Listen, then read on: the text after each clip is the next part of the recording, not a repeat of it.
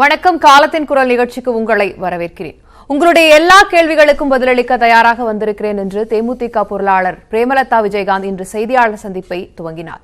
திமுகவை விமர்சிக்கும் நோக்கத்துடன் இன்று செய்தியாளர் சந்திப்பை நடத்திய தேமுதிகவின் பொருளாளர் பிரேமலதா விஜயகாந்த் ஒரு கட்டத்தில் தங்கள் கட்சி குறித்து செய்தி வெளியிட்ட ஊடகங்களையும் தேமுதிக குறித்து கேள்விகளை எழுப்பிய செய்தியாளர்களையும் ஒருமையில் விமர்சிக்க தொடங்கினார்.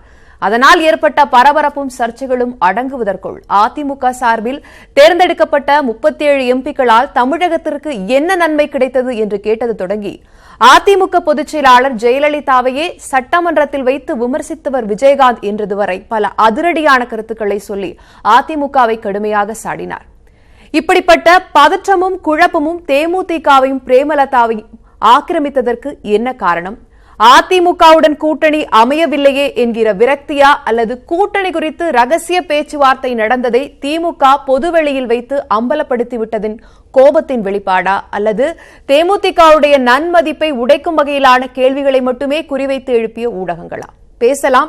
இன்று என்னோடு அரங்கத்திற்கு மார்க்கண்டேயன் அதிமுகவிலிருந்து, கவிஞர் சல்மா திமுகவிலிருந்து, ஷேக் தாவூத் தமிழக முஸ்லீம் லீக், வன்னியரசு விடுதலை சிறுத்தைகள் கட்சியிலிருந்து, ஆர்மணி பத்திரிகையாளர். அனைவரும் முதல்ல நான் வன்னியரசு கிட்ட இருந்து தான் ஆரம்பிக்க போறேன். இன்னைக்கு ஒரு செய்தியாளர் சந்திப்புல கடுமையான விமர்சனங்களை திமுகவின் மீது முன்வைக்கணும் அப்படிங்கிற ஒரு நோக்கத்துல நடத்தப்பட்ட இந்த விமர்சனங்கள் கேள்விகளை முன்னெழுப்புறாங்க. இந்த சூழல தற்போது இவங்க வச்சிருக்கக்கூடிய இந்த விமர்சனங்கள், இந்த அணுகுமுறை, தேமுதிகவுடைய அந்த அணுகுமுறையை எப்படி பாக்குறீங்க? முதல்ல இந்த ஆதிக்கத்துக்கு எதிராக உலகம் முழுக்க களமாடுகின்ற பெண்களுக்கு விடுதலை சிறுத்தைகள் சார்பில் என்னுடைய வாழ்த்துக்களை தெரிவித்துக் கொள்கிறேன். ஏன்னா சுரண்டல், அடக்குமுறை, ஒடுக்குமுறை, ஆதிக்கம் இதற்கு எதிராக பெண்கள் களமாடணும் தான் விடுதலை சிறுத்தைகளுடைய நிலைப்பாடும். அந்த வகையில் பெண்கள் அரசியலுக்கு இங்கே இருக்கிற ஆதிக்கத்தை உடைத்து அவங்க சமத்துவம் பெருக வேண்டும் தான் நாங்கள் விரும்புகிறோம். அது அந்த மாதிரியான பெண்கள் வரணும் அப்படின்னு தான் விரும்புகிறோம். ஆனால் இன்றைக்கு மரியாதைக்குரிய தேமுதிகவுடைய பொருளாளர் பிரேமலதா அவர்களுடைய அந்த ஊடகவியலாளர் சந்திப்பு என்பது ஒருவேளை அவங்களுடைய அந்த கூட்டணி பேச்சுவார்த்தையினுடைய ஏமாற்றத்தின் அடிப்படையில் அவர்கள் அதில் நடந்துக்கிட்டதை நம்ம பார்க்க முடியுது. விடுதலை சிறுத்தைகள் சார்பில் என்னென்னா ஊடகவியலாளர்களை எப்படி அவங்க நடத்தினாங்க அப்படிங்கிறத பார்க்கும்போது உண்மையாகவே நமக்கு வருத்தமாக தான் இருக்குது.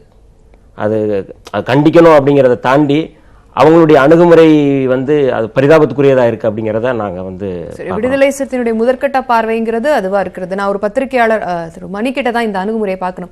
ஒரு குழப்பமான ஒரு சூழலோ ஒரு பதற்றமான சூழலோ இருந்தால் கூட ஒரு செய்தியாளர்களுடைய கேள்விகளை முன்வைக்கும் போது அதை ஒருமையில் பேசி அதட்டுவது அப்படிங்கிறது தற்போதைய காலகட்டங்களில் அது அரசியல்வாதிகள் செய்யும் போது அது எந்த மாதிரியான ஒரு தாக்கத்தை ஏற்படுத்துகிறது?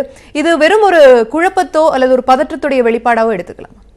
ஆமாம், நம்ம ரெண்டு விதமாக இந்த விஷயத்தை பார்க்கணும். இன்றைக்கி திருமதி பிரேமலதா அவர்களுடைய ப்ரெஸ் கான்ஃபரன்ஸில் ரெண்டு விஷயத்தை நான் பார்க்குறேன். ஒன்று மீடியாவை அவர் விமர்சனம் பண்ணது, ரெண்டாவது அவருடைய மகன் எதிர்க்கட்சிகளை குறித்து சொன்ன ஒரு வார்த்தையை அவர் நியாயப்படுத்தி பேசியதும், அதை தொடர்ந்து கேள்வி கேட்ட பொழுது அவங்களே அமைதியாக இருக்காங்க, நீங்கள் ஏன் கேட்குறீங்கன்னு கேட்டதும். அவருடைய மகன் என்ன சொன்னார்னு எல்லாருக்கும் தெரியும்.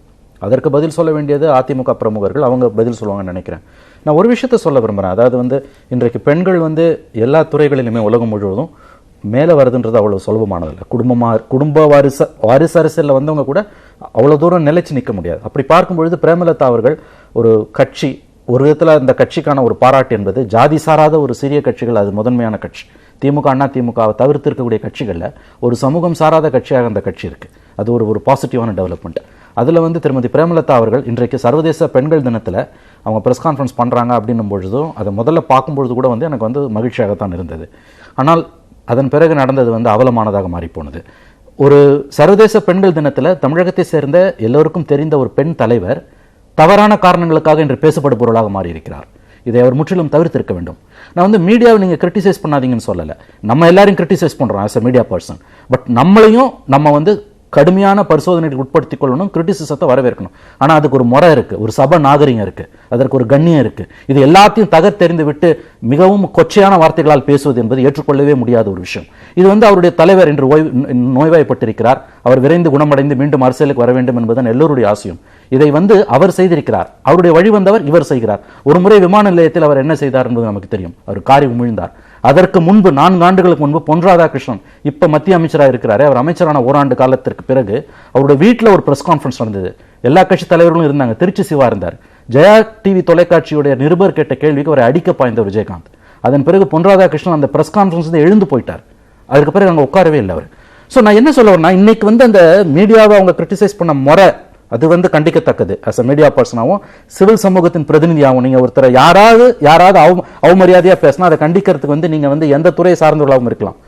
ரெண்டாவது முக்கியமான விஷயம், அவருடைய மகனை பற்றிய ஒரு கேள்வி கேட்கும்போது இளம் கன்று பயமறியாதுன்னு சொன்னாங்க. திரும்ப திரும்ப சொன்னாங்க. 3வது முறை கேட்கும்போது அந்த அம்மா சொன்னாங்க, உங்களுக்கு ஏங்க அவங்களே அமைதியா இருக்காங்கன்றாங்க. எங்க காலில் விழுறாங்க அப்படின்னு சொன்னதுக்கு அவங்களே அமைதியா இருக்காங்க, நீங்க ஏன் பேசுறீங்கன்னு அவங்க சொன்னது எனக்கு ஆச்சரியமா இருந்தது. அதற்கு பிறகுதான் அந்த 37 எம்பிக்களை பற்றின விஷயம் வந்தது. 37 எம்பிக்கள் என்னத்தை சாதிச்சாங்கன்னு அவங்க கேட்கறாங்க. இது எல்லாத்தையும் பார்க்கும்பொழுது சுருக்கமா சொல்றதுனா நேரம் கருதி மார்ச் 12, 2012 சட்டசபையில நாக்கை துருத்தி கொண்டு திரு விஜயகாந்த் அவர்கள் பேசிய பேச்சு, அதன் பிறகு அந்த அம்மா எழுந்து ஒரு வார்த்தை சொன்னாங்க, நன்றாக நினைவு இருக்குது, இன்னைக்கும் சபை குறிப்பில் இருக்கு. உயர்ந்த பதவிகளுக்கு தகுதிகள் இல்லாதவர்கள் அங்கு வந்தால் என்ன நடக்கும் என்பதற்கு இது உதாரணம்.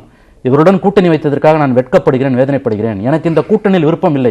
இதோ அமர்ந்திருக்கிறார்களே யார, செங்கோட்டையன், ஓ பன்னீர்செல்வம், எடப்பாடி, எல்லாரையும் இவர்கள் தான் என்னை வற்புறுத்தினார்கள் அப்படின்னு அந்த அம்மா சொன்னாங்க. தமிழக சட்டமன்ற வரலாறுல இல்லாத அளவுக்கு உரிமை குழுவுக்கு அனுப்பப்பட்ட ஒரு பிரச்சனை வழக்கமாக 6 மாதம் 1 வருடம் ஆகும். 22 மணி நேரத்தில் தீர்ப்பாகி 1 மாத காலம் அவர் சஸ்பெண்ட் செய்யப்பட்டார். காரை புடுங்கினாங்க, கொடியை எடுத்தாங்க, அலுவலகத்தை இழுத்து மூடி சீல் வச்சாங்க. இன்று அவர்களுடன் கூட்டணி சேருவதற்கு அதிமுக துடித்துக் கொண்டிருக்கிறது. அது அவங்களுடைய உரிமை, அதை பத்தி நான் ஒன்றும் சொல்ல முடியாது. ஆனா ஒண்ணு மட்டும் சொல்லாதீங்க, இது அம்மா வழி அரசன் மட்டும் சொல்லாதீங்க. நிச்சயமா இது ஜெயலலிதா பாணியிலாக இருக்கக்கூடிய அந்த ஒரு கூட்டணி அப்படிங்கிற ஒரு விஷயத்தை தான் அம்மா வழியில் அதிமுக என்ற அந்த ஒரு கூற்றின் அடிப்படையில தான் அதிமுக கூட்டணி அமைத்து வருகிறது என்ற கருத்துக்கள் இருந்தாலும் திரு மணிகண்டே, இந்த விஷயத்தை பொறுத்தவரைக்கும் அதிமுகவை கடுமையாக விமர்சித்திருக்கிறார். அதிமுக ஆட்சியை நீடிப்பதே தேமுதிகவில் தான் அப்படிங்கிற ஒரு விஷயத்தையும் அவங்க சொல்லியிருக்காங்க. இந்த கடுமையான விமர்சனங்கள் அதிமுகவுடன் கூட்டணி அமைக்கப்படாத இந்த விரக்தியில் எழுந்த விஷயங்களா, விமர்சனங்களா? முதலில் இன்று உலகமெல்லாம் கொண்டாடப்படுகிற உலக மகளிர் தினம், அனைத்திந்திய அண்ணா திராவிட முன்னேற்றக் கழகத்தின் நிலைப்பாட்டை பொறுத்தவரை ஒரு மேல்தட்டில் பிறந்தவர் அடித்தட்டில் இருக்கக்கூடிய மக்களுக்காக வாதாடிய, பணம் வைத்திருக்கிறவர் பணம் இல்லாதவர்களுக்காக வாதாடிய, ஆணாக பிறந்து பெண்ணுக்காக வாதாடிய எங்கள் கட்சியினுடைய முன்னோடி பெரியார் அவர்களால் பெண்ணினம் காக்கப்பட்டது. அந்த பெண்ணினுடைய உலக தினத்தை இன்று அனைத்திந்திய அண்ணா திராவிட முன்னேற்றக் கழகத்தின் சார்பில் நியூஸ் 18 வாயிலாக அனைத்து அன்பு சகோதரிகளுக்கும் என்னுடைய வாழ்த்துக்களை தெரிவித்துக் கொள்கிறேன். உங்களுடைய கருத்தை செவிமடுத்து அன்பிற்குரிய பத்திரிகையாளர்கள் சொன்னதை போன்று பெரியார் அவர்களினுடைய கருத்து பிரேமலதா அவர்களின் மூலமாக ஒரு அரசியலில் பெண் ஆளுமை, அது எந்த பகுதியில் இருந்தாலும் எந்த அரசியல் கட்சிகளில் இருந்தாலும் அது வரவேற்கப்படக்கூடியதாக இருக்கிறது. அதே நேரத்தில் தனிப்பட்ட முறையில் அவர்கள் கட்சியில், அவர்கள் குடும்பத்தில், அவர்கள் வீட்டுக்குள் நடக்கிற உள் விவகாரங்களில் நாங்கள் தலையிட முடியாது. இல்ல 37 எம்எல்ஏக்களை கொடுத்து என்ன செஞ்சாங்க, என்ன நன்மைன்னு கேக்குறாங்க. ஒரு விஷயம், 37 எம்எல்ஏக்களா 37 எம்பிகளை கொடுத்தாங்க. அதாவது ஒரு ஜனநாயகத்தில் நேற்று வரை இருந்த அரசியல் கட்சிகள் கடந்த தேர்தலுக்கு முன்னால் விடுதலை சிறுத்தைகள் கட்சியினுடைய தலைவர் திராவிட முன்னேற்றக் கழகத்தினுடைய தலைமையை மிக கடுமையாக சாடியிருக்கிறார்கள். இவர்கள் தமிழினத்தினுடைய உரிமை குரலை மறுத்திருக்கிறார்கள், அறுத்திருக்கிறார்கள் என்று இதே சென்னையில் பேசியிருக்கிறார்கள். அந்த அணியில் இருக்கிற மறுமலர்ச்சி திராவிட முன்னேற்றக் கழகம், நான் சென்னையில் இருந்தாலும் என் தலைவர் நெல்லையில் இருந்தாலும் ஒரு பேனாவில் இருக்கக்கூடிய மையை போன்று நாங்கள் இருக்கிறவர்கள் இன்று உலகத்தின் தமிழ் மக்களினுடைய கருவை அறுக்கிற இந்த நேரத்தில் அவர்கள் உயிருக்கு என்னுடைய தோட்டாக்கள் தான் காரணமாக இருக்கும் என்று மிரட்டி பேசியவர். அடுத்த கம்யூனிஸ்ட் கட்சியை பொறுத்தவரை, அவர்கள் கூட்டணியில் இருக்கிற மார்க்சிஸ்ட் கட்சியை பொறுத்தவரை லீலாவதியினுடைய கொலை, ஒரு விஷயம் நீங்க செவிமடுக்கணும், அன்பு சகோதரி லீலாவதியின் கேக்குறாங்க சார், 37 எம்பிக்களை வச்சு தமிழகத்திற்கு என்ன பலன் கிடைத்தது, நேரடியாக அதிமுகவை சாடுறாங்க. 37 நாடாளுமன்ற உறுப்பினர்களை வைத்துத்தான் இந்த 5 ஆண்டு காலத்தில் தமிழகத்தில் அனைத்து மத்திய சர்க்காரின் மூலம் வரக்கூடிய பணிகளை எல்லாம் நாங்கள் மிக சிறப்பாக செய்து முடித்திருக்கின்றோம். என்ன பணி இந்த நாட்டில் நடைபெறவில்லை? அகல ரயில் பாதை திட்டம் நடைபெற்றது. அதிமுக சொல்றீங்க, தேமுதிக அவங்களுக்கு தெரியலையே, அவங்க அந்த கட்சி. அதுதான் நான் சொல்கிறேன், அவர்களுடைய சொந்த கருத்து. நாங்கள் சிறப்பாக செய்தியாளர் சந்திப்பில் பற்றிய ஒரு கட்சியை பற்றின கருத்து, இது எப்படி சொந்த கருத்து? அதாவது செய்தியாளர்களுடைய சந்திப்பில் அவர்கள் பேசியது அவர்களுடைய சொந்த கருத்து. 37 நாடாளுமன்ற உறுப்பினர்கள் மிகவும் சிறப்பாக வழிநடத்திய காரணத்தால் தான் மீண்டும் புரட்சி தலைவி அம்மா அவர்களை மறுபடியும் தமிழ்நாட்டில் 2016 முதலமைச்சராக கொண்டு வந்த மக்கள் இந்த தமிழக மக்கள். அப்ப நாங்க சிறப்பாக செயல்பட்டிருக்கிறதுக்கான அங்கீகாரத்தை இந்த மக்கள் வழங்கி இருக்கிறார்கள். இந்த நாட்டில் சுப்ரமேசி பவர், இறுதி ஆயுதம் வாக்குச்சீட்டு. இன்னைக்கு கூட்டணிக்காக அவங்க கிட்ட தானே போய் நிக்கிறீங்க, அதனால தானே அவங்க இப்படி பேசுறாங்க. அதாவது திராவிட முன்னேற்ற கழகம் மட்டும்தான் சந்தர்ப்பவாத கூட்டணியில் இருக்கின்றது. கடந்த முறை கூடா நட்பு என்று சொன்னவர்கள் 1.5 லட்சம் தமிழ் மக்களை அவர்கள் கூட்டணி இல்ல, எதிர்கட்சியை விமர்சிக்கிறாங்க, அதிமுகவை விமர்சிக்கிறாங்க. கூட்டணி வைக்க போறதா, சுமூக பேச்சுவார்த்தை நடந்துட்டு இருக்கிறதா சொல்லப்படும். தேர்தல் களத்தை பொறுத்தவரை அதிமுக ஆட்சியில் எம்எல்ஏ கூட இல்லாத இந்த தேர்தல் களத்தை பொறுத்தவரை புரட்சி தலைவி அம்மா அவர்கள் கடந்த 2011 தேர்தலை நீங்கள் திரும்பி பார்க்க வேண்டும். இதே விஜயகாந்த் அவர்கள் 2011 தேர்தலில் எங்களோடு கூட்டணி பேசிக் கொண்டிருக்கின்ற போதே பல்வேறு முரண்பட்ட கருத்துக்கள் வெளிவந்த நேரத்தில் அனைத்து இந்திய அண்ணா திராவிட முன்னேற்ற கழகம் 41 தொகுதி அவர்களுக்கு ஒதுக்கப்பட்டதையும் சேர்த்து நாங்கள் வேட்பாளர் பட்டியலை வெளியிட்டோம். 234 தொகுதிகளிலும் எங்களுடைய வேட்பாளர்கள் களத்தில் நின்றார்கள். ஆனால் மீண்டும் ஒரு 4-5 நாட்களுக்கு முன்பு நாமினேஷனுக்கு ஒரு 5 நாளுக்கு முன்னாடி 160 பேர் கொண்ட பட்டியல் இல்லங்க, 4-5 நாட்களுக்கு பிறகு மீண்டும் என்ன பண்ணாங்க, தேமுதிக எங்களோடு உடன்பட்டவுடன் அவங்க நிக்க வேண்டிய ஒரு சில தொகுதிகளில் எங்க வேட்பாளரை அறிவிச்சிருந்தாலும் கூட நாங்க விட்ரா பண்ணோம். இந்த தேர்தல் அவர்களையும் சேர்த்து மிக கடுமையாக அனைத்து இந்திய அண்ணா திராவிட முன்னேற்ற கழகத்தை சேர்ந்தவர்கள் உழைத்து அவர்களுக்கு வெற்றியை தேடி தந்திருக்கிறார்கள். தேமுதிக என்ன விமர்சனங்களை முன்வைத்தாலும் அதிமுக அவர்களை அரவணைத்துக் கொள்ளும். அரசியல் கருத்துக்களை இந்த இந்திய தேசத்தில் மிக கடுமையான மாறுபட்ட கருத்துக்களை கொண்டிருந்து விடுதலை புலிகளினுடைய பிரச்சனையில் பேசிய வைகோவை நாங்கள் சிறையில் தள்ளிவிட்டோம் என்பதற்காக கடுமையான விமர்சனத்தை வைத்ததற்கு பிறகும் அம்மா அவர்கள் வைகோ அவர்களை கூட்டணியில் சேர்த்தார்கள். இது இந்த அரசியல் பொறுத்தவரை அவரவர்கள் வைத்திருக்கிற பெர்சன்டேஜை பொறுத்தும் எங்கள் தலைமையின் பாரம்பரியம் இதுதான். என்னது இப்படி கூட்டணி வைக்கும் அதிமுகவுடைய பாரம்பரியம் இல்ல. 1952 முதல் பொது தேர்தலை சந்திக்கின்ற போது ராஜாஜி முதலமைச்சர். அந்த ராஜாஜி 1965 யாரை எதிர்ப்பதற்காக நான் பிறந்தேன் என்று சொன்னாரோ அந்த அண்ணாவோடு கூட்டணி சேர்ந்தார். யார் கூட்டணி சேரல? பாரதிய ஜனதா கட்சி, கம்யூனிஸ்ட்காரங்க ஆதரிக்கலையா? 1975 மிசா வந்ததற்கு பிறகு கருணாநிதியை தூக்கி ஜெயிலில் போட்டதுக்கு பிறகு மீண்டும் இந்திராவை அவர் ஆதரிக்கவில்லையா? எந்த இடத்தில் யார் கொள்கை உறுதியோடு இருந்திருக்கிறார்கள்? கம்யூனிஸ்டுகள் இருந்தார்களா? திமுக இருந்துச்சா? விடுதலை சிறுத்தை இருந்துச்சா? அனைத்து இந்திய அண்ணா திராவிட முன்னேற்ற கழகத்தை பொறுத்த மட்டிலும் தான் நீங்கள் செய்தியாளர்கள் நீங்கள் கொள்கையோடு இருக்கிறீர்கள் என்று கேட்கிறீர்கள். கொள்கை என்பது வேறு, அரசியல் கட்சி என்பது வேறு. நாங்கள் மக்கள் மன்றத்தை சந்திக்கின்ற போது ஒத்த கருத்துடையவர்களை அழைத்துக் கொண்டு சென்று தேர்தலில் பெரும்பான்மை பெறுகிறவர்கள் ஆட்சி செய்கிற வாய்ப்பை உருவாக்கக்கூடிய தளமாகத்தான் இந்த தேர்தலை பார்க்கிறோம். பிரேமலதாவுடைய பேச்சை சமாளிப்பதற்காக ராஜாஜி வரை செல்ல வேண்டிய ஒரு அவசியம் இருக்கிறது. ஒரு செய்தி மட்டும், அவர் 2 செய்தியை தவறா சொல்றாரு. விடுதலை சிறுத்தைகள் ஏதோ தோட்டா கிட்டலாம் பேசினதாக விடுதலை சிறுத்தை வைகோ சொன்னேன். இல்ல விடுதலை வைகோ சொன்னதை ஸ்பீச் காப்பி எடுத்து தராங்க. உப்பு இருக்கான்னு கேட்டா பருப்பு இருக்குங்கிற கதை தான் அவர் பேசுறது. அதாவது அதிமுக எவ்வளவு கூட்டணியில இன்னைக்கு சந்தர்ப்பவாத கூட்டணி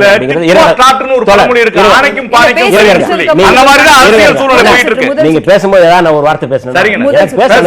நல்லபடியா உங்க கருத்தை சொல்லுங்க. இவர் சொல்றாரு, ராமதாஸ் சட்டசபையில ஜெயலலிதா அம்மையார் பேசும்போது சொல்றாங்க, ராமதாஸ் மணி 11 மணி ஆயிடுச்சு, நான் 11 மணி வரை நான் மீறி பேசுறேன், முடிஞ்சா வழக்கு போடு.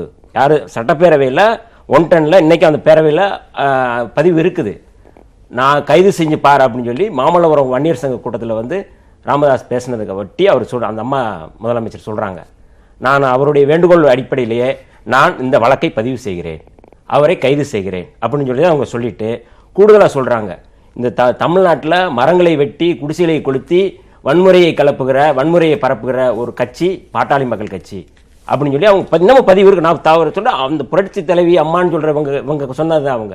அப்ப அப்படிப்பட்ட ஒரு கட்சியில வந்து இவங்க கூட்டணி வச்சுக்கிட்டு சந்தர்ப்பவாத கூட்டணின்னு சொல்றாங்க. நாங்க 2016 இருந்து மதவாத பாஜகவை வீழ்த்துவதற்காக இந்தியாவுடைய பன்முகத்தன்மையை காலி செய்வதற்காக பாரதிய ஜனதா கட்சி இவங்க எல்லாம் சேர்ந்து செய்வதற்கு எதிராக இன்னைக்கு வந்து நாங்க களம் அமைச்சுட்டு இருக்கிறோம். இது ஒரு செய்தி. ரெண்டாவது, நீங்க பாரதிய ஜனதாவை பத்தி பேசும்போது இவங்க சொல்றாங்க பாரதிய ஜனதா அந்த அம்மாவே சொல்லிட்டாங்க லேடியா மோடியான்னு பேசி அவங்க பாரதிய ஜனதா மீதான குற்றச்சாட்டு என்ன அப்படிங்கிறது வெளிப்படையா சொல்லியிருக்கிறாங்க. இன்னமும் வந்து இவங்க வந்து பாரதிய ஜனதா வந்து இவரு ஓபிஎஸ் கூடுதல் என்ன சொல்றாங்க, நான் நரசிம்ம அவதாரம் எடுத்துட்டு மோடி வர்றாரு தமிழ்நாட்டை பாதுகாக்கிறதுக்கு இந்த இந்தியாவை பாதுகாக்கிறதுக்கு. என்னுடைய கேள்வி என்னன்னா, நரசிம்ம அவதாரம் அப்படிங்கிறது இவங்க சொல்றாங்க. அதாவது தமிழ்நாட்டுடைய அதிமுகவுடைய கொள்கைகளை நீங்க பேசல, கொள்கையை வழிபடியே நீங்க வந்து இந்த கொள்கையை சொல்லி நீங்க ஓட்டு கேட்கல, இந்த கொள்கையை சொல்லி நாங்க ஜெயிப்போம் சொல்லல. மோடியினுடைய நரசிம்ம அவதாரத்தை பத்தி பேசுறாங்க. நரசிம்ம அவதாரம்ங்கிறது வந்து நீங்க அந்த கதையை வந்து அவ்வளவு மோசமான ஒரு கதையை வந்து இவங்க உதாரணம் சொல்றாங்க. நரசிம்ம அவதாரம்ங்கிறது வந்து நீங்க சிவபக்தனான இரணியன் வந்து படுகொலை செய்வதற்காக நரசிம்ம அவதாரம் எடுத்தவர் விஷ்ணு. நீங்க வந்து அவருடைய அவதாரம்ங்கிறது வந்து இவர் என்ன கேட்கிறாரு, சிவபக்தன் என்ன கேட்கிறாரு, நீங்க வானத்திலேயோ பூமியிலேயோ மனிதர்களாலேயோ மிருகத்தாலேயோ நீங்க காட்டுலையோ எந்த இடத்துலையும் எனக்கு வந்து எந்த பாதிப்பு ஏற்படக்கூடாது, நான் வந்து சாக வர வேணும்னு கேட்கிறாரு. ஆனா விஷ்ணு அவதாரம் இந்த நரசிம்ம அவதாரம் வந்து வீட்டுக்குள்ள ஒரு கால் வெளியில ஒரு கால் வச்சு அவனை தூக்கிட்டு வந்து படுகொலை செய்யறாங்க. இது என்ன அடிப்படையிலனா, அவன் வந்து இரணியன் வந்து திராவிடன், அவங்க வந்து ஆரியன். இப்ப வந்து ஆரியர்கள் வந்து இங்க திராவிடனை படுகொலை செய்யறதுக்கு சொல்ற கதை என்ன? நான் என்னுடைய கேள்வி என்னன்னா, நீங்க இபிஎஸ் தான் சொல்றாரு அப்படிங்கிறது என்னுடைய பார்வை. ஏன் அப்படின்னா, இந்த ஆட்சி வந்து நீங்க வந்து திராவிடர் ஆட்சின்னு சொல்றீங்க. நீங்க திரு வன்னியரசு மோதியா லேடியான்னு கேட்டு இப்ப மோதியான் டாடிங்கிற அளவுக்கு போயிட்டாங்க. நரசிம்ம அவதாரத்தை ஏன் சொல்றாங்கன்னு கேக்குறேன். என்னன்னா, இவங்களால இந்த இடத்துல வந்து முழுக்க ஆர்எஸ்எஸ் ஆல் கபலீகரம் செய்யப்பட்ட, ஆர்எஸ்எஸ் ஆல் வந்து முழுமையாக ஏற்றுக்கொள்ளப்பட்ட ஒரு அமைப்பாக அதிமுக மாறிடுச்சு. இன்னைக்கு வந்து சந்தர்ப்பவாத கூட்டணியை விட இது பாம்பு தவளை கூட்டணியா இருக்கு. பாம்பு நிழல்ல வந்து பாஜக என்கிற பாம்பு நிழல்ல வந்து இவங்க இருக்கிறாங்க, விழுங்க போகுது. தமிழ்நாட்டுடைய உரிமைகள் அத்தனையும் வந்து காவு கொடுக்க போறாங்க. ஏற்கனவே கொடுத்துட்டாங்க, இன்னைக்கு மீதி இருக்கிறது கொடுத்துட்டு இருக்காங்க. அவ்வளவு ஒரு பினாமி அரசா இருந்துகிட்டு மற்றவங்களை இவங்க பேசுறது எந்த விதத்துல சரியா இருக்கும்? முழுக்க ஒரு சந்தர்ப்பவாத அணியாக, ஒரு பாம்பு தவளை கூட்டணியாக தான் இன்னைக்கு அதிமுக பாஜக இருக்கிறது என்னுடைய பார்வை. சல்மா கிட்ட, அதாவது தூது வந்தவர்களை அம்பலப்படுத்தியதான் திமுகவை விமர்சிப்பதற்கு காரணமா? இன்னைக்கு சர்வதேச மகளிர் தினம். திராவிட முன்னேற்ற கழகத்தினுடைய தலைவர் கலைஞர் அவர்களால் இன்னைக்கு தமிழ்நாட்டில் இருக்கக்கூடிய எத்தனையோ கோடி பெண்கள் மிகப்பெரிய அளவிற்கு சுயமாக வாழ்வதற்கும் அடையாளம் காட்டப்பட்டவர்களாகவும் இருக்காங்க. அதன் அடிப்படையில் நான் அவர்கள் அனைவருக்கும் என்னுடைய வாழ்த்துக்களை நான் தெரிவிச்சுக்கிறேன். இன்றைக்கி நடந்த அந்த ப்ரெஸ் மீட்டை பார்க்குறப்போ எனக்கு அவங்களுக்கு மிகப்பெரிய ஒரு ஏமாற்றத்தினுடைய வெளிப்பாடு தான் அதில் இருந்தது. ஏன்னா நீங்கள் வந்து அரசியல் அப்படிங்கிறது அதுதான். பொதுவாகவே நீங்கள் யார் வேணாலும் எந்த கட்சியில் வேணாலும் பேரம் பேசுவாங்க, அந்த கூட்டணி சமயம் அமைஞ்சதுன்னா தேர்தல் நேரத்தில் அது நடக்கும். ஆனால் இவங்க பண்ணது என்னென்னா, அடிப்படையாகவே இந்த குடும்பம் அவங்க அத்தனை பேருமே, அவங்க பையனாக இருக்கட்டும் அல்லது விஜயகாந்த் அவர்களாக இருக்கட்டும் அல்லது இந்த அம்மாவாக இருக்கட்டும், மிக மோசமாக பேசக்கூடியவர்கள். நாகரிகமாக அவங்களால யார்கிட்டையும் பேச தெரியாது. அதுதான் இன்னைக்கு அவங்க தன்னையே இப்போ வெளிப்படுத்திக்கிட்ட ஒரு தினமாக நான் பார்க்குறேன். அவங்க எப்படி அவர் பேசுகிறாரோ அதை விட மோசமாக இன்னைக்கு அவங்க வந்து தன்னை வந்து எக்ஸ்போஸ் பண்ணாங்க. வந்து திராவிட முன்னேற்ற கழகம் அப்படிங்கிற ஒரு இயக்கத்தினுடைய பாரம்பரியம் என்ன, அதனுடைய கொள்கை என்ன, அதனுடைய தாக்கம் இந்த தமிழ்நாட்டில் எவ்வளவு இருந்திருக்கு, அதனுடைய தலைவர்களுடைய மேன்மை என்ன, இது எல்லாத்தையும் பற்றி ஒரு துளி கூட அவங்களுக்கு தெரியாது. தன்னுடைய கட்சிக்கே கொள்கையும் கிடையாது, எதுவும் பொது அறிவும் கிடையாது, இந்த இயக்கங்களை பற்றி எந்த ஜென்ரல் நாலேஜும் கிடையாது. ஆனால் தனக்கு இருக்கக்கூடிய ஒரே ஒரு ஆணவம், அதன் மட்டும்தான் இன்னைக்கு அவங்க வெளிப்படுத்தினாங்க. குறிப்பாக வந்து இந்த ஏமாற்றம் இருக்கு இல்லையா, நீங்கள் வந்து ஒரே சமயத்தில் 2 பேருக்கு தூது அனுப்புறது இருக்குல்ல, அவங்க தான் அனுப்பலன்னு சொல்றாங்களே, அதுதான் நடந்திருக்கு. அதான் நடந்ததுதான் உண்மை. ஏன்னா எங்களுக்கு தேவையில்லை, அவங்க தேவையில்லைங்கிறத நாங்கள் எப்போவோ முடிவு பண்ணிட்டோம். ஏன்னா நாங்கள் போய் பேசவே கிடையாது. தலைவர் கூட போய் பார்த்துட்டு தான் வந்தார், உடல்நலம் பார்த்து விசாரிச்சுட்டு வந்தேன்னு சொல்லி தான் எங்க தலைவர் வெளியில வந்து சொல்றாரு. திமுகவுடைய கூட்டணி அமைக்க முடியலங்கிற ஏமாற்றத்தின் வெளிப்பாடு தான் அவங்களுக்கு. ஏதோ ஒரு இடத்த சரியான பேர அமைஞ்சு போயிருக்கணும், அதுதான் அவங்களுடைய நோக்கம். அதனால 2 பக்கமும் அவங்க டீல் பேசிட்டு இருந்தாங்க. இந்த டீலிங் தான் இதுல எங்க சரியான டீல் கிடைக்கும் அப்படின்னு சொல்லி அவங்க ஒரு எதிர்பார்ப்போட மிகப்பெரிய ஒரு பேராசையோட காத்துட்டு இருந்திருக்காங்க. அந்த ஏமாற்றத்தினுடைய வெளிப்பாடு இன்னைக்கு அவங்க அந்த பேரத்துல திமுகவும் இருந்ததா அவங்க நினைச்சிருந்திருப்பாங்க. ஆனா நாங்க ஆரம்பத்துல இருந்தே இவங்க வேண்டாங்க, ஏன்னா எங்களுக்கு தெரியும் இவங்களுக்கு எந்த ஒரு அடிப்படை நாகரிகம் கிடையாது. இவங்களுடைய வாக்குகள்ங்கிறது மிக சொற்பமான வாக்குகள். அதனால எங்களுக்கு எந்த பிரயோஜனம் இல்லை. நாங்க ஏற்கனவே கொள்கை அடிப்படையில் எங்களோட இருக்கக்கூடிய அத்தனை கட்சியுமே விடுதலை சிறுத்தைகளாக இருக்கட்டும் அல்லது காங்கிரஸா இருக்கட்டும் அப்படி சொல்லி எங்ககிட்ட சீட் இல்ல அப்படின்னு தான் சொன்னாரு. கிண்டல் பண்ணி தான் சொல்லி அனுப்பியிருக்காரு. மற்றபடி நாங்க கொள்கை அடிப்படையில நாங்க ஒண்ணு சேர்ந்திருக்கோம். இந்த கூட்டணி வந்து கொள்கை அடிப்படையில் இந்த தமிழ்நாட்டுடைய சுயமரியாதையை காப்பாற்றணும், உரிமைகளை காப்பாற்றணும், இந்த இந்தியாவையே இந்த நாட்டில் இன்னைக்கு இருக்கக்கூடிய ஆளுநர்கள் கையில இருந்து காப்பாற்றணுங்கிற ஒரு அடிப்படை தார்மீக உணர்வோட நாங்க ஒண்ணு சேர்ந்திருக்கோம். ஆனா எந்த கொள்கையும் தங்களுக்கும் கிடையாது. ஆனா இப்ப இருக்கக்கூடிய அதிமுக கிட்டையும் அவங்களுக்கு எல்லாத்தையும் அடகு வச்சவங்க, அவங்களுக்கு வேணா சரியா இருந்திருக்கும், அவங்க பேரம் பேசியிருக்கலாம், அதன் மூலமா இன்னைக்கு கூட கதவு திறந்திருக்குன்னு அவங்க சொல்றாங்க. இவ்வளவு விமர்சனம் பண்ணதுக்கு பிறகும் கூட கதவு திறந்திருக்கு அப்படின்னு சொல்றாங்கன்னா எவ்வளவு பலவீனமாக இந்த அதிமுக கூட்டணி இருக்குங்கிறத நம்ம புரிஞ்சுக்கிற முடியும். அந்த பலவீனம் தான் எல்லாவற்றையும் நியாயப்படுத்துது. இங்க மற்ற சமயங்கள்ல வந்து விமர்சிச்சுக்குவாங்க. இப்ப வந்து விசிக விமர்சனம் பண்ணாங்க அல்லது வைகோ விமர்சனம் பண்ணாருன்னு அவங்க சொன்னாங்க. அது வந்து எப்பவுமே எதிர்கட்சிகள் வந்துட்டு அதாவது தேர்தல் பிரச்சாரங்கள் நடக்கக்கூடிய ஒரு விஷயம். நீங்க கூட்டணி பேசிக்கிட்டு இருக்கையிலேயே உங்களால 37 எம்பினால என்ன நடந்துச்சு, நாங்க தான் உங்களுக்கு ஆட்சி இன்னைக்கு கண்டினியூ பண்றீங்கன்னா அதுக்கு நாங்க தான் காரணம் அப்படின்லாம் ஒரு இன்னைக்கு பிரேமலதா சொல்றாங்க. அதை கூட நியாயப்படுத்தி உங்ககிட்ட ஒரு 5 ஓட்டு இருந்ததுன்னா கூட எங்களுக்கு அது பலமாகாதா அப்படின்ற ஒரு எதிர்பார்ப்போட பலவீனமான ஒரு கூட்டணியா இந்த கூட்டணி அதிமுக கூட்டணி இன்னைக்கு அவங்களும் எக்ஸ்போஸ் ஆயிருக்காங்க. அதுதான் மிக முக்கியமான இதா நான் நினைக்கிறேன். திரு ஷேக் தாவூதுடைய முதற்கட்ட பார்வை இந்த விவகாரத்தை பொறுத்த வரைக்கும் எப்படி இருக்கிறது? அதிமுகவை சமாதானப்படுத்த திமுகவை கடுமையாக விமர்சித்திருக்கிறதா தேமுதிக? அது இன்றைக்கு மகளிர் தினங்கிறதுல நான் தமிழகத்திலேயே அதிகமாக நேசித்த ஒரு தலைவர் மாண்புமிகு மறைந்த புரட்சி தலைவி அம்மா அவர்கள் மகளிர்களுக்காக எப்படி இருக்க வேண்டும் என்பதற்கு முன்மாதிரி. அதனால மகளிர் தின வாழ்த்துக்களை சொல்லி எல்லாருமே பாராட்டியிருக்கோம். அதை நானும் தமிழ் மாநில முஸ்லீம் லீக் சார்பாக மகளிர் தின வாழ்த்துக்களை பிரேமலதாக்கு உண்டு தானே? கண்டிப்பாக. அதே நேரத்தில் எல்லாருமாக சேர்ந்து இன்னைக்கு மகளிர் தின வாழ்த்துக்களை அவங்கள சொல்லிட்டு நம்ம எல்லாருமா சேர்ந்து இங்க இப்ப பேசினவங்க எல்லாருமே அவங்கள ரொம்ப சாடி இருக்கோம். இது என்ன காரணம் அப்படிங்கிறது என்ன காரணம்? ஏன்னா அவங்க பேசினாங்கிறதுக்காக, அவங்க சொல்லிட்டாங்கிறதுக்காக, அவங்க கோபப்பட்டுட்டாங்கிறதுக்காக ஒரு பெண் என்றும் பாராமல் அவங்க முன்னிலையில வந்திருக்காங்க. அவங்க எல்லாரையும் செய்தியாளர் சந்திப்புல கண்டிப்பா கண்டிப்பா அவங்க எல்லாரையும் முன்னிலைப்படுத்தி அவங்க எல்லாரையும் முன்னிலைப்படுத்தி இவ்வளவு பேரையும் தாண்டி அரசியல்ல இவ்வளவு தூரம் அவங்க முன்னிலை வந்து செய்தியாளர்களை சந்திச்சு பேசக்கூடிய ஒரு நிலைக்கு வந்து பேசுறாங்க. அவங்க பேசுனதுல உள்ள தவறுகளையோ இல்ல அவங்க பேசுனதுல சின்ன பொருளாளர் துரைமுருகன் சொன்ன விஷயங்களுக்கு பதிலளிக்க தேமுதிகவுடைய பொருளாளர் பிரேமலதா விஜயகாந்த் வந்திருக்கிறார். அது இல்லைன்னு சொல்லல. அதுக்காக இன்றைய தினம் இப்படி எல்லாம் நீங்க மாத்திரம் இல்ல, அதாவது நியூஸ் 18 மாத்திரம் இல்ல, எல்லா மீடியாக்காரங்களும் ஒன்னா சேர்ந்து மகளிர் தின நல்வாழ்த்து அவங்களுக்கு இப்படியா கொடுப்பீங்க? நீங்க ரொம்ப ரொம்ப ரொம்ப அழகான மகளிர் தின நல்வாழ்த்துக்கள். இதை தாண்டி அடுத்து வரேன் வெயிட் பண்ணுங்க. என்ன பேச விடுங்க. நீங்க எல்லாம் பேசிட்டீங்கல்ல, ஏன் செத்துல ஏன் பேச விட மாட்டேங்கிறீங்க? நீங்க தான் உள்ள அர்த்தம் கற்பிக்கிறீங்க. என்ன ஏன் பேச விட மாட்டேங்கிறீங்க? சொல்ல விடுங்க. நீங்க எல்லாம் பேசுறீங்கல்ல, நான் கேட்டுக்கிட்டேன்ல, இப்ப என் கருத்தை சொல்ல விடுங்க. அப்ப ரெண்டாவதா நீங்க என்ன சொல்றீங்க? அவங்களோட அதிமுக கூட்டணியா? எங்க கூட்டணி பேசுறதுக்கும் அவங்க பத்திரிகையாளர் சந்திச்சதுக்கும் என்னங்க? அவங்க பத்திரிகையாளர் சந்திப்புல 1000 சொல்றாங்க, அவங்க கருத்தை சொல்றாங்க, கூட்டணி பேச்சு நடந்துகிட்டு இருக்கு. அப்ப கூட்டணி போகாதீங்கன்னு சொல்றீங்களா இல்ல கூட்டணி கூடாதுன்னு உங்க கருத்தா? உங்களுடைய பத்திரிகையாளர்கள் கருத்து பூரா என்ன? அதிமுக கூடாது என்னன்னு சொன்னாங்க. அதை நீங்க சரியா கவனிச்சீங்களா? என்ன சொன்னாங்க? என்ன சொன்னாங்க? 37 எம்பிக்களால என்ன நன்மை? எதுனால தனியா நின்று ஜெயிச்சு போனாங்களே, அதனால அதை சேர்த்து பார்க்கணும். அதுல தனியா நின்று கூட்டணி போடாம தனியா நின்று ஜெயிச்சு போய் 37 எம்பி எம்பிக்கள் மெஜாரிட்டி இருந்து ஒண்ணுமே செய்யல.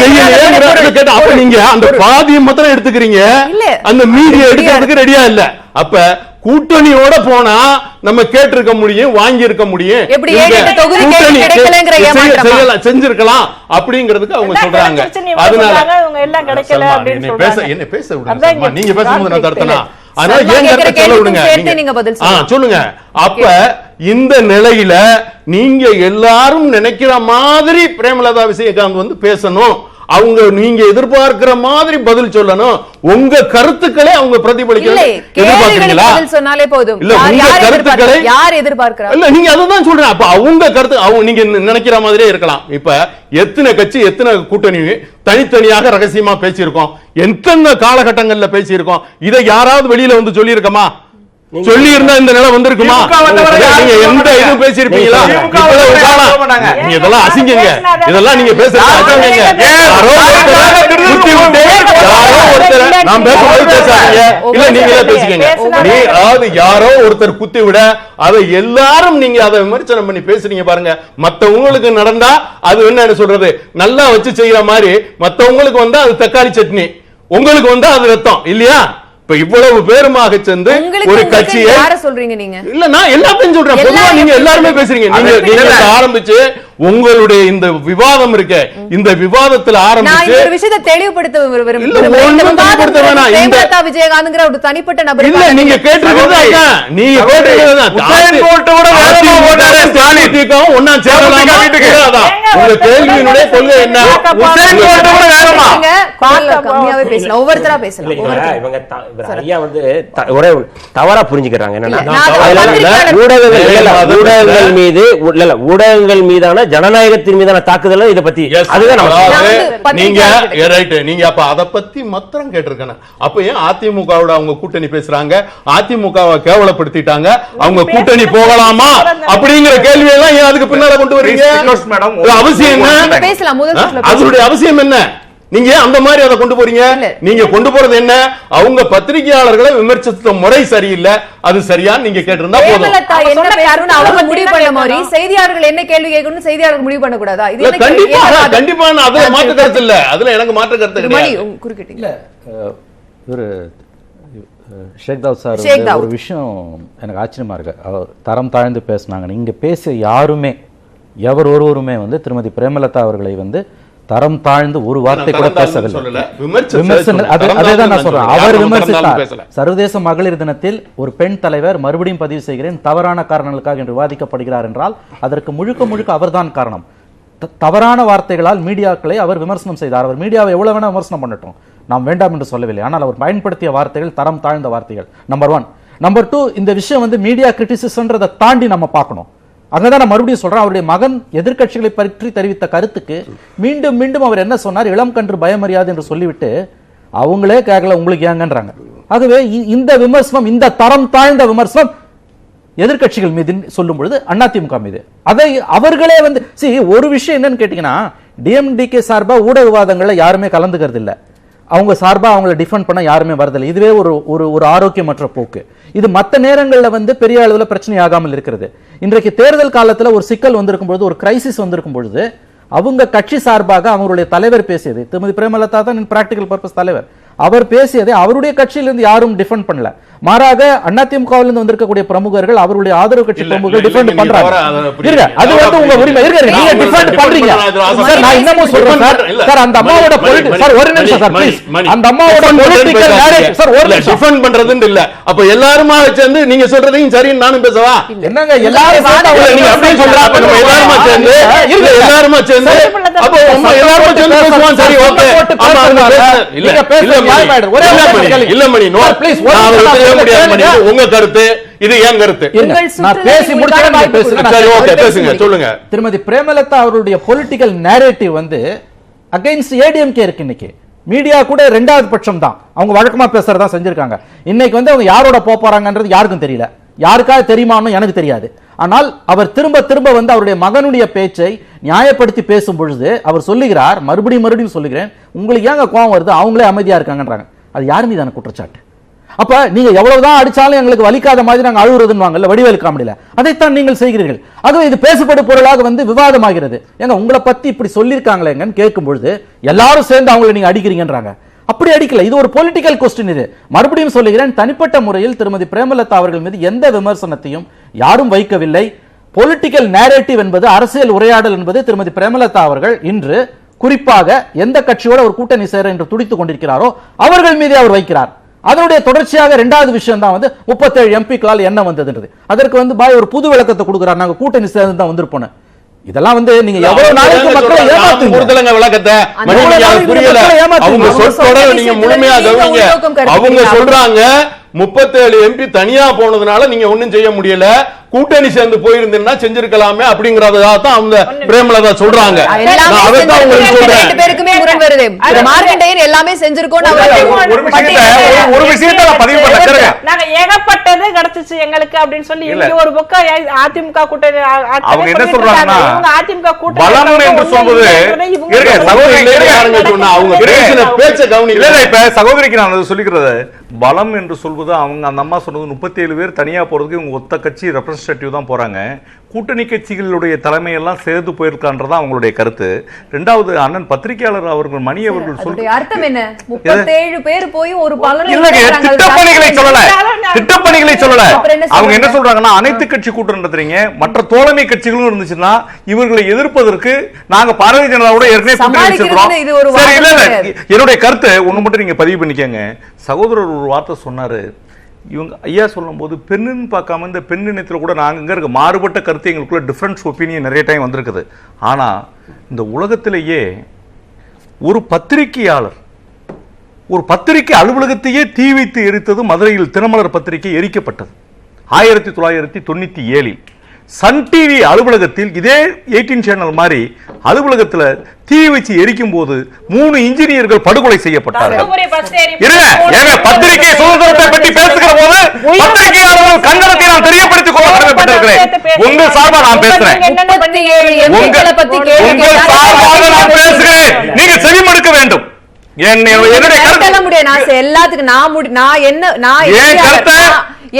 கருத்தை நீங்க செவிமடுக்கணும். உங்க டிவி அலுவலகத்தில் என் அன்பு சகோதரி இப்போது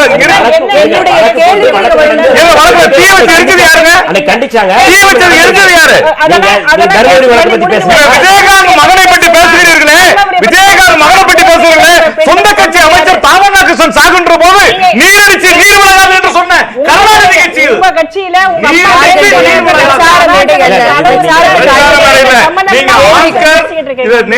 நீங்க சரியான வழியில் நீங்க கொண்டு போங்க. இல்ல நீங்க அதிமுக முன்னாள் எம்எல்ஏ ரமேஷ் அடிச்சு காரை வச்சு உடைச்சு நீங்க அதிமுக எவ்வளவு பேர் மேல பஞ்சாப்ல ஜெயலலிதா போட்டாங்க, நீதிபதி மேல போட்டாங்க. இல்ல அதாவது நீங்க தவறா கருத்துக்கு நீங்க பதில் சொல்லுங்க. ஒருமையில பேசிட்டாங்க இவ்வளவு வேகப்படுறீங்களே, 3 நியாயப்படுத்துறீங்களா? 3 பத்திரிகையாளர்கள் தினமலர் பத்திரிகையை அழித்ததை நியாயப்படுத்துறீங்களா? உங்களுடைய கேள்வி எதிர்வினை ஆற்றுகிற மாதிரி எனக்கு தெரியுது. நீங்க பிரேமலதா விஜயகாந்த் நியாயப்படுத்திட்டு இருக்கீங்க.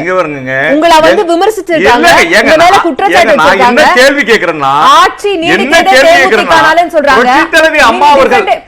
புரட்சி தலைவி அம்மா அவர்கள் இப்படியெல்லாம் பாட்டாளி மக்கள் கட்சி பேசுகிறவர்களை நீங்கள் கூட்டணியில் சேர்த்திருக்கிறீர்கள் என்று வன்னியரசு அவர்கள் கேட்கிறார்கள். இதே நேரத்தில் இந்திரா காந்தியை தலையில் அடித்து ரத்தம் வர ஒழுக விட்டவர்கள் இந்திராவே வருக நல்லாட்சி தருக என்று சேர்த்தார்களே, அதை பேசலையா? நல்ல நீங்க அதாவது ஒரு செய்தி மட்டும் மகனே வருக நிலையான ஆட்சி தருகன்னு சொல்லலையா? இல்ல அதாவது அன்புமணி ராமதாஸ் அவருடைய நீங்க பிரஸ் மீட்ல கேக்குறாங்க, நீங்க 24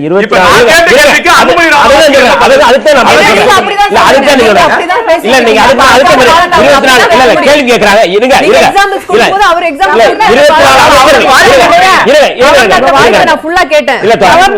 அமைச்சர்கள் மீது அவங்க சொன்னது 24 அமைச்சர்கள் மீது ஊழல் குற்றச்சாட்டு சொன்னீங்களே, அது என்ன? அதை வாபஸ் வாங்கிட்டீங்களான்னு கேட்கறாங்க ஊடகங்கள். அந்த குற்றச்சாட்டு அப்படியே இருக்கு, அவங்க மீதான குற்றச்சாட்டு அப்படியே இருக்கு.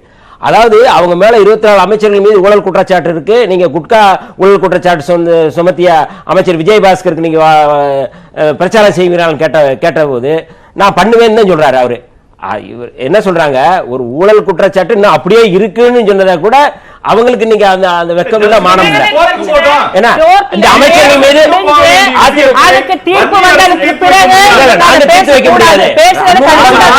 அமைச்சர்கள் வந்து மம்முனி அமைச்சர் சொன்னாரு, யார் அன்புமணி ராமதாஸ், அவரை ஏத்துக்கிறீங்க. பரப்புரை நீங்க இருங்க. அதாவது தேர்தல் மேடையில ஒரு விஷயங்கள், தேர்தல் மேடையில நான் கேக்குறது என்னன்னா, நான் சொல்றேன், தேர்தல் கூட்டணி முடிஞ்சதுக்கு அப்புறமும் அந்த குற்றச்சாட்டு அப்படியே இருக்குன்னு சொன்னதுக்கு அப்புறமும் நீங்க வந்து அதை ஏத்துக்கிற மனநிலையில இருந்தீங்கன்னா உங்களுடைய பலவீனத்தை தான் அதுல நான் பாக்குறோம். நாங்க அதுல என்ன தர்மம் இருக்கு, என்ன நியாயம் இருக்குன்னு கேட்கிறேன். ஒரு விஷயத்துக்கு நாங்கள் தூத்துக்குடி மாவட்ட மக்கள் என்ற காரணத்தினால் அந்த மக்களினுடைய பிரதிநிதியாக நானும் இருந்த காலத்துல ஒரு காலத்துல எங்க ஊர் மக்கள் பயந்துகிட்டு இருக்காங்க. எதுக்குன்னா, ஏற்கனவே அந்த தூத்துக்குடி மண்ணில் தான் KVK சாமியினுடைய உயிர் உள்கட்சி பிரச்சனையில் பறிக்கப்பட்டது. இருங்க, நான் இன்னைக்கு துப்பாக்கி சூடும் கடுமையான உலக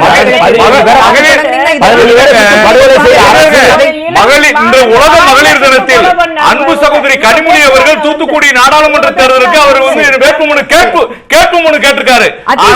உள்கட்சி ஜனநாயகம் என்று பேசுகிற திமுக கேட்புமனு யாரும் கேட்கல. வேலைக்கான நேரம். திரு மார்கண்டேயன், உங்ககிட்ட இருந்தே ஆரம்பிக்கிறேன். பிரேமலதாவுடைய இந்த உணர்ச்சி வசப்பட்ட பேச்சுக்களை சகித்துக் கொள்வதுதான் அதிமுகவிற்கு இருக்கக்கூடிய ஒரே வாய்ப்பா? ஜனநாயகத்தில் ஒருவர்கள் பேசுகிற வார்த்தைகளுக்கெல்லாம் பதில் சொல்ல வேண்டிய அவசியம் இல்லை.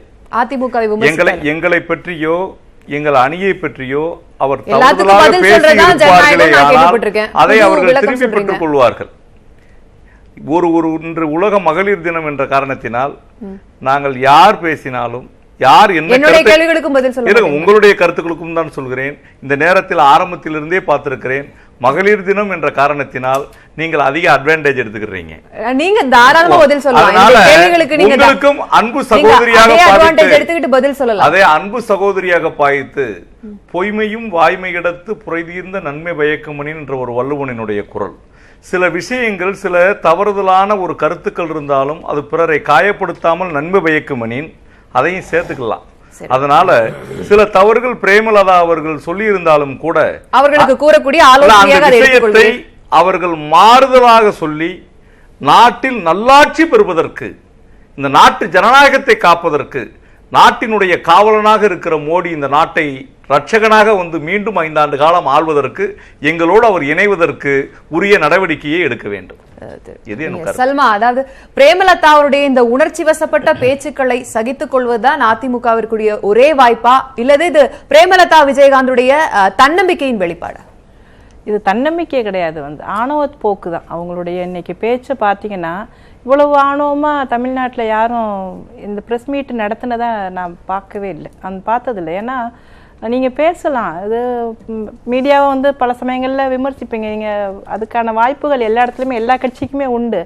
ஆனால் இவங்க பேசின தொனி இருக்கு இல்லையா, அந்த தொனியில் வந்து அவங்களுக்கு மிகப்பெரிய ஒரு பதட்டத்தையும் அந்த ஆணவத்தையும் பார்க்க முடிஞ்சது. யாருக்கிட்டையும் அவங்களுக்கு எந்த ஒரு மரியாதை இல்லை, எந்த எத்திக்ஸ் இல்லை, அவங்க அப்படிதான் இன்னைக்கு நடந்துக்கிட்டாங்க.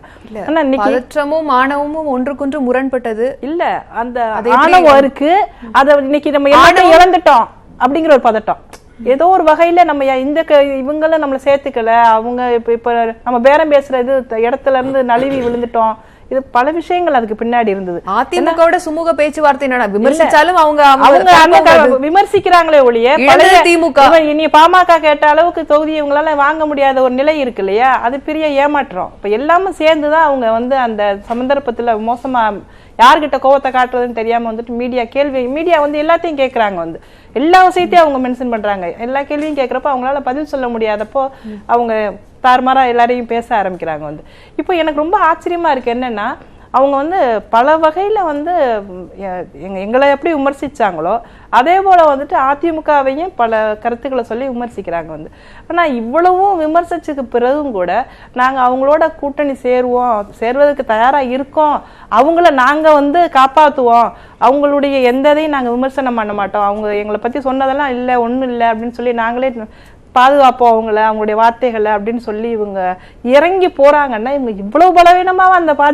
பாஜக கூட்டணி, இந்த அதிமுக கூட்டணி இருக்குங்கிறது ரொம்ப வெளிப்படையா எல்லாருக்குமே தெரியுது வந்துட்டு. அதுதான் உண்மையும் கூட. கடுமையான விமர்சனங்களையாவது வேண்டிய இடத்தில் தான் அதிமுக வந்தா போதுங்கிற ஒரு மோசமான ஒரு நிலைக்கு தள்ளப்பட்டிருக்கு இந்த கூட்டணிங்கிறத பரிதாபத்திற்குரிய உண்மை. பலவீனமான கூட்டணி அப்படிங்கிறது அவங்களுடைய சல்மா அவர்களுடைய கருத்தாக இருக்கலாம், அதிமுகவுடைய கருத்தாக இருக்கலாம். மக்கள் தனித்து நின்று 234 தொகுதியிலையும் மாண்புமிகு மறைந்த முதல்வர் புரட்சித் தலைவர் அம்மா அவர்கள் நின்று ஜெயிச்சிருக்கிறாங்க, வெற்றி பெற்றிருக்காங்க. அதே மாதிரி 37 தொகுதியிலையும் வெற்றி பெற்றிருக்காங்க. இதுவரைக்கும் தமிழக வரலாற்றில் இல்லாத அளவுக்கு வெற்றி பெறக்கூடிய இயக்கம் அனைத்து இந்திய அண்ணா திராவிட முன்னேற்ற கழகம். இன்னைக்கு நீங்க எல்லாருமாக சேர்ந்து பிரேமலதா சொல்லிட்டாங்க, பிரேமலதா சொல்லிட்டாங்க, பிரேமலதா சொல்லிட்டாங்கன்னே சொல்லி திரும்ப திரும்ப அதிமுகவை காயப்படுத்துறதுக்கு முயற்சி எடுக்கிற மாதிரி தான் எனக்கு தெரியும். ஏன்னா கூட்டணி பேச்சுவார்த்தை நடந்துட்டு இருக்கு. தேமுதிக ஒரு கட்சி தோழமை கட்சி சொல்றேன், நீங்க கேட்டீங்க. அதாவது எல்லாரும் பேசின விஷயங்களும் இங்க கண்டிப்பா தேமுதிகங்கிறது ஒரு கட்சி அதிமுகவோட கூட்டணி பேச்சுவார்த்தையில் இருக்கு. அவங்க கூட்டணிக்கு வருவாங்களா வரமாட்டாங்களாங்கிறது தெரியாது. அவங்க எதை வேண்டாலும் எத்தனையோ கட்சி விமர்சிக்குது, அது மாதிரி அவங்களும் அதை விமர்சிக்கிறாங்க. அவங்க கூட்டணிக்கு வந்தா என்ன வரலேண்டா என்னங்கிற நிலைப்பாடு அவங்க தான் பதில் சொல்லணும். அவங்க கூட்டணிக்கு வர்றதுக்கு முன்னாலேயே இப்படி பேசுறாங்களே, இவங்களை நீங்க சேர்ப்பீங்களா, இப்பவே கழட்டி விட்டுருவீங்களா அப்படிங்கிறதுக்காக உங்களுடைய முயற்சிகளை இவ்வளவு தூரம் அதிமுகவும் சரி, அதாவது திமுகவுக்கு உள்ள பயமே என்னன்னு கேட்டீங்கன்னா இப்படி ஒரு கூட்டணி அமைஞ்சிட கூடாது. திமுக உள்ள பயமே என்னன்னா இப்படி ஒரு கூட்டணி அமைஞ்சிட கூடாது. அருமை சகோதரர் தளபதி வேகமாக போய் அவர்கிட்ட ஏன் பேசினாரு? அதிமுக போறதுக்கு முன்னால திருநாவுக்கரசு போயிட்டாரு. அருமை சகோதரர் தளபதி என்ன வேகமாக போய் விசாரிச்சுட்டு வந்தாரு. அப்ப கூட்டணிக்கு வாங்கன்னு சொன்னாரு. அப்ப அதெல்லாம் தப்பு இல்ல. இன்னைக்கு அதிமுக போய் பேசினா அதிமுக கேட்டா அது தவறா? அதிமுக கேட்டது தவறல. அதிமுக கட்சிகளுக்கு இடையில நடக்கிற ஒரு பேச்சுவார்த்தை. அவங்க 1000 விமர்சனம் சொல்லுவாங்க. இங்க இதுக்கு முன்னாலே நம்ம பேசியிருக்கோம். கட்சிகள் அப்படிதாங்க. கட்சிகள் என்று சொன்னால் சேரும் போது ஒரு விமர்சனம் செய்வாங்க, சேர்ந்து இருக்கும் போது ஒரு விமர்சனம் செய்வாங்க, விலகிக்கிட்டா ஒரு விமர்சனம் செய்வாங்க. இது எல்லா கட்சிகளும் எல்லா பக்கத்திலையும் செய்யறது தான். இதை புதுமையாக நம்ம இன்னைக்கு பார்க்க வேண்டிய அவசியம் இல்லைங்கிறதா என் கருத்து. இது தொடர்பாக ட்விட்டர் போல் ஒன்றை நடத்தி இருந்தோம். தேமுதிக பொருளாளர் பிரேமலதா விஜயகாந்த் செய்தியாளர் சந்திப்பில் ஆவேசப்பட்டது ஏன் என்ற கேள்வியை எழுப்பியிருந்தோம். இதற்கு கூட்டணி அமையாதால் என்பதற்கு 25% நேயர்களும், கேட்டது கிடைக்காததால் என்பதற்கு 29% நேயர்களும், எரிச்சலூட்டும் கேள்விகள் என்பதற்கு 14% நேயர்களும், அனுபவ குறைவு என்பதற்கு 32% நேயர்களும் வாக்களித்திருக்கிறார்கள். வாக்களித்த நேயர்களுக்கு நன்றி. நான் திரு மணிகிட்டிருந்து இதை ஆரம்பிக்கிறேன். இன்னொரு கேள்வியும் சேர்த்து, அதாவது ஊடகங்கள் பெரிய கட்சிகளிடம் கேட்க முடியாத அந்த கேள்விகளைத்தான் பாமக, தேமுதிக போன்ற கட்சிகளிடம் முன்வைக்கிறதா? அதோட சேர்த்து இந்த ட்விட்டர் போலுக்கும் பதில் லார்ஜ் எக்ஸ்டென்ட் அது உண்மை, நான் ஒத்துக்கிறேன். ஏன்னா ஜெயலலிதா அவர்கள் இருக்கும்போது நம்மளுடைய செயற்பாடுகள், ஊடகங்களின் செயற்பாடுகள் எப்படி இருந்தன, கேள்வி கேட்க முடியுமா, மற்ற கட்சிகளிடம் எப்படி கேட்கப்பட்டன, அது உண்மை, நான் ஒத்துக்கிறேன், மறுக்கல. அது எவ்வளோ அவதூறு வழக்குகள் போடப்பட்டன, இன்னும் நிலுவையில் இருக்குன்னு. பட் அதை கடந்து பார்க்கும்பொழுது ஒரு விஷயம் சுருக்கமாக நேரம் கருதி சொல்லணும். இன்றைக்கி அந்த அம்மா நடந்து கொண்ட முறையால் அவங்க 2 முக்கியமான விஷயங்களை சொல்லியிருக்காங்க. அது தீவிரமான பரிசீலனைக்குரியது. அதை நம்ம மறந்துட்டோம். அவங்க சொன்னது 2014 லோக்சபா எலெக்ஷன் அப்போ பார்த்தீங்கன்னா மார்ச் 21, 2014 ஒரே நேரத்தில் தான் சீட் அலோகேஷன் நடந்தது. நான் ஏற்கனவே இந்த மேடையில் அதை சொல்லியிருக்கேன், ஒரு இணையதளத்தில் எழுதியிருக்கேன். நான் ராஜ்நாத் சிங் பிஜேபி தலைவர் வந்த பொழுது வைகோ, டாக்டர் அன்புமணி ராமதாஸ், விஜயகாந்த் இவங்க எல்லாருக்கும் ஒரே நேரத்தில் தான் பிரித்து கொடுக்கப்பட்டது. அந்த மாதிரி இப்போ செய்யலை. இவங்க பாமகக்கும் ஏடிஎம்கேக்கும் கொடுத்துட்டு வந்ததால தான் இந்த சிக்கல்னு அவங்க சொன்னாங்க. Which is a valid point. நீங்கள் அலைன்ஸில் இருக்காங்கன்னு போது நீங்கள் ஒரே நேரத்தில் தான் கொடுத்துருக்கணும். அந்த ஒரு ஸ்ட்ராட்டஜிக் பிளண்டர் நடந்தது. அது ஒன்று. ரெண்டாவது அவங்க சொன்னது செகண்ட் இஷ்யூ என்னென்னு பார்த்தீங்கன்னா அவங்க நீங்கள் விரும்புறதுக்கு ஏற்ற மாதிரி நாங்கள் உடனே கூட்டணி அறிவிக்க முடியாது அப்படின்னு சொல்கிறாங்களே, தட்ஸ் அ ஃபேக்ட். நம்ம அன்றைக்கி மோடியோட மீட்டிங்கில் அவங்க மேடையில் ஏறுறதுக்கு முன்னாலேயே கூட்டணியை ஃபைனலைஸ் பண்ணணுன்னு ஏடிஎம்கே தலைமைக்கு வந்த நிர்பந்தங்கள் இருக்குது பாருங்கள், மேலேருந்து வந்த நிர்பந்தங்கள். அந்த ஒரு ஆர்டிஃபிஷியல் டெட்லைனால் இந்த பேச்சுவார்த்தை முடியாமல் இழுக்கப்பட்டது. வேறு மாதிரியாக அது திசை திரும்பி இந்த சிக்கலுக்கு அதுவும் ஒரு காரணம். ஏன்னா எலெக்ஷன்ஸ் ஆர் ஃபார் அவே, எங்கேயோ கிடக்குது எலெக்ஷன். இன்னும் நமக்கு டேட்ஸ் கூட அனௌன்ஸ் பண்ணல. டேட் அனௌன்ஸ் பண்ணி நோட்டிஃபிகேஷன் மினிமம் 1 மந்த் இருக்குது. அதாவது ஃபர்ஸ்ட் ஃபேஸில் நமக்கு எலெக்ஷன் நடந்தால் கூட ஒரு வாதத்துக்கு வைத்துக்கொள்வோம், இன்னும் 1 மந்த் இருக்குது. There is a long time. ஆகவே இந்த ரெண்டு விஷயம் அந்த அம்மா பிரேமலதா அவர்கள் சொன்னது வந்து வேலிட் பாயிண்ட். ஆக்சுவலி இந்த விவாதம் அதை சுற்றி சுழன்றிருக்கணும். மாறாக அவர் நடந்து கொண்ட முறையால், மறுபடியும் சொல்லுகிறேன், அவர் நடந்து கொண்ட முறையால் இது வந்து டிரைல் ஆகி போகுது. அதுக்கு அவர் தான் காரணம். நான் இஷ்யூஸை பேசிட்டு இருக்கோம், மீடியாவை பேசுறதும், ஏடிஎம்கே வந்து நாங்கள் வந்து மறுபடியும் அவங்க சொன்ன ரொம்ப தாறுமாறான விமர்சனங்களுக்காக உங்களுக்கு எங்கே கோவம் வருது, அவங்களுக்கே வரலன்றது, இது போன்ற விஷயங்கள் வந்து நம்முடைய டெலிபரேஷனில் இருந்திருக்கவே கூடாது. மாறா ஏன் வந்ததுன்னா அவங்க நடந்துக்கிட்ட முறை. அதனால அவங்க பக்கம் இருக்க அந்த நியாயங்கள் கூட இன்னைக்கு எடுபடாம போச்சு. மற்றபடி அந்த ட்விட்டர் போல் கரெக்ட் என்ன பொறுத்த வரைக்கும் அத்தனைக்கும் காரணம் அனுபவ குறைவு. திருவன்னியரசுடைய இறுதி கருத்து ரொம்ப சுருக்கமா எல்லாரும் பதிலளிக்கணும். இல்லை, மையமாக வந்து இன்னைக்கு மரியாதைக்குரிய பிரேமலதா குறித்த அந்த உரையாடல் தான் நம்ம பார்க்குறோம். அதுக்கு முன்னாடி வந்து ஒரு அந்த உடல் மொழி அப்படிங்கிறது வந்து நிர்மலா சீதாராமன்ட்ட இருக்கும். நீங்கள் வந்து ஊடகவியலாளர்கள் சந்திப்பில் வந்து அவங்க நடந்துக்கிட்டது அப்படிங்கிறது நம்ம பார்க்குறோம். அதையும் சேர்த்து தான் நம்ம பார்க்க வேண்டியது இருக்குது. ஊடகங்களை சந்திக்கிறது அப்படிங்கிறது வந்து கேள்விகள் வந்து 1000 கேள்விகள் கேட்குறாங்க. ஆனால் கூட்டணி தொடர்பான இதில் வந்து என்னென்னா ஒரு கொள்கை நிலைப்பாடு வேணும். எந்த கட்சியாக இருந்தாலும் கொள்கை நிலைப்பாடு வேணும். நான் தேசிய கட்சியான காங்கிரஸ்லையும் பேசுகிறேன், பாஜகலையும் பேசிகிட்டு இருக்கேன், திமுகலையும் பேசுகிறேன், அதிமுகலையும் பேசுகிறேன். அப்படிங்கிறது வந்து எந்த கொள்கை நிலைப்பாடு அப்படிங்கிறது நான் கேள்வி எழுப்புறேன். நாங்கள் வந்து இன்னைக்கு வந்து மதவாத பிஜேபியை வீழ்த்துவது, இவங்க வந்து இந்தியாவுடைய பன்முகத்தன்மையை வந்து காலி செய்ய முயற்சி பண்ணுறாங்க, இந்தியாவுடைய அரசியலமைப்பு சட்டத்தை காலி பண்ண முயற்சி செய்கிறாங்க, இந்தியாவுடைய ஒட்டுமொத்தமாக இருக்கிற மதச்சார்பின்மையை காலி செய்ய முயற்சி செய்கிறாங்க. அப்படிங்கிற அடிப்படையில் நாங்கள் வந்து அதை எதிர்த்து நாங்கள் ஒரு கொள்கையை அமைச்சு நாங்கள் நிற்கிறோம். ஆனால் அதிமுக பக்கம் என்ன கொள்கை இருக்குது, பிஜேபி என்ன கொள்கையில் வச்சிருக்கிறாங்க, பிஜேபி வந்து ஆட்சிக்கு வரணும் அப்படிங்கிறத தவிர வேறு ஒன்றும் இல்லை. ஆனால் கொள்கைங்கிறது வந்து இந்த கொள்கையின் அடிப்படையில் தான் வந்து நாங்கள் இதை பார்க்குறோம். நீங்கள் இவங்க சொல்கிறாங்க ஜெயலலிதா அம்மையார் இறந்த பிறகு நீங்கள் இபிஎஸ் வந்து முதலமைச்சர் ஆயிடுறாரு. ஆனதுக்கப்புறம் பாரதிய ஜனதா கட்சி எந்த அளவுக்கு மாநில உரிமைகளை தலையிட்டது அப்படிங்கிறத நம்ம பார்க்குறோம். இரட்டை நிர்வாகத்தை வந்து அவங்க செயல்படுத்த முயற்சி செஞ்சாங்க. கவர்னர் மூலமாக நேரடியாக வந்து நிர்வாகத்துக்குள்ள தலையிட்டது, தலைமைச் செயலகத்தில் நீங்கள் நேரடியாக ரைடு பண்ணது. நீங்கள் இது சாதாரண எந்த மாநிலங்களும் இல்லை, நீங்கள் இந்தியாவில் இதுக்கு முன்மாதிரி எங்கேயுமே இல்லை. அப்போ நீங்கள் வந்து இந்த அரசை வந்து நீங்கள் ஒரு கைப்பாவியாக வைத்துக்கொண்டு இங்கே இருக்கிற மாநில உரிமை, நீங்கள் மக்களால் தேர்ந்தெடுக்கப்பட்ட ஒரு அரசை நீங்கள் எவ்வளவு மோசமாக நடத்துனீங்க. ஆனால் அதே அரசு வந்து இன்னைக்கு அதே ஆட்சியாளர்கள் வந்து இன்னைக்கு வந்து பிஜேபியோட வந்து சேரும் பொழுது மத்தியில் இருக்கிற ஆளும் வர்க்கத்துக்கும் மாநிலத்தில் இருக்கிற ஆளும் வர்க்கமும் ரெண்டும் வந்து இன்னைக்கு மக்களால் புறக்கணிக்கப்பட்ட ஒரு வர்க்கமாக மாறினதுக்கு அப்புறம் இன்னைக்கு இந்த அரசு வந்து வீழ்த்தப்பட வேண்டிய இடத்துல இருக்கு. அதனால நாங்கள் இந்த இடத்துல வந்து இந்த இந்திய ஜனநாயகத்தை காப்பாற்றுவதற்காக திமுக, விடுதலை சிறுத்தைகள், இடதுசாரிகள் இணைந்து இந்த அணியை நாங்கள் அமைச்சிருக்கோமே ஒழிய எங்களுக்கான அந்த கொள்கையை வந்து நாங்கள் வந்து எந்த இடத்துலையும் நாங்கள் வந்து விட்டு கொடுக்கல. நீங்க வந்து கொள்கை இல்லாம நீங்க வந்து பேசுறவங்களோட பேசுறது வந்து எந்த விதத்திலும் சரியில்லை என்னுடைய பார்வை. திரு ஷேக் தாவூத், சுருக்கமாயினா எல்லாருக்கும் வாய்ப்பு கொடுக்கும். அதாவது இன்றைய சூழல்ல வந்து அரசியல் நிர்வாகத்தை பொறுத்தவரையும் நம்ம வன்னி அரசுக்கு வேண்டாம், அவங்க சொன்ன மாதிரி அவங்க நிலை சரிபாடாக இருக்கலாம். பெரிய கட்சிகள் பிஜேபியாக இருக்கட்டும், காங்கிரஸாக இருக்கட்டும், இல்லது மற்ற ஆளுங்கட்சி, ஆண்டு முடிஞ்ச கட்சி, எல்லா கட்சியிலையும் எல்லா பக்கமும் கூட்டணி பேசுகிறாங்க. எது சரியாக வரும் எது வராதுன்னு ரகசியமாகவும் பேசுகிறாங்க, ரகசியம் இல்லாமல் பேசுகிறாங்க, ஓப்பனாகவும் பேசுகிறாங்க. இப்படி எல்லாம் பேசி முடிச்சு கடைசியில் எதெல்லாம் அவங்களுக்கு எல்லா வகையிலையும் ஒத்து வருகிறதோ அவங்களோட கைகோர்க்கிறாங்க. அப்பதான் அதை வெளியே தெரிவிக்கிறாங்க. இந்த நிலையில அதை வந்து வெளியில இந்த மாதிரி பப்ளிக்ல நம்ம அருமை சகோதரர் துரைமுருகன் அவர்கள் சொன்னதின் காரணமாக இந்த நிலைங்கிறத நான் கருதுறேன். சரி, நன்றி. உங்களுடைய இறுதி கருத்து. மத்தியில் இருக்கக்கூடிய ஒரு ஆட்சி வந்து தோல்வியுற்ற ஒரு ஆட்சியாக தான் இன்னைக்கு இருக்கு. மாநிலத்தில் எப்படி இருக்குன்னா அவர்களுடைய அடிமைகளாக, பினாமியாக இந்த அரசாங்கம் இங்கே இயங்கிக்கிட்டு இருக்கு. இப்போ இவங்க 2 பேரும் சேர்ந்து அமைச்சிருக்க கூட்டணிங்கிறது தமிழ்நாட்டு மக்களை வஞ்சிக்கக்கூடிய ஒரு கூட்டணி. இவங்களுக்குன்னு எந்த ஒரு தனி பிரத்யேகமான கொள்கை கிடையாது. அதே போல தேமுதிகவுக்கும் எந்த கொள்கைகளும் கிடையாது, அவங்களுக்குன்னு பெரிய ஒரு ஒப்பீனியன் கிடையாது. இப்போ இவங்க வந்து எங்களுக்கு வந்து தேவையில்லைன்னு நாங்க எப்பவுமே ஆரம்பிக்கவே இல்லை அவங்களோட பேச்சுவார்த்தையை. சும்மா போய் பார்த்துட்டு வந்தோம் உடல்நல சரியில்லைன்னு சொல்லிட்டு.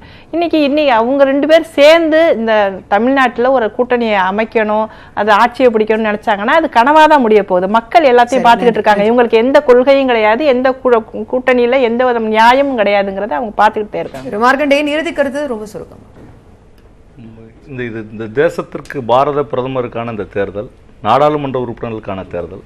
இந்த தேர்தலை பொறுத்தவரை 402 சீட்டுகளை ராஜீவ்காந்தி அவர்கள் ஆட்சி பொறுப்பில் இருக்கும்போது பெற்ற காங்கிரஸ் 40 சீட்டுகளாக குறைந்தது.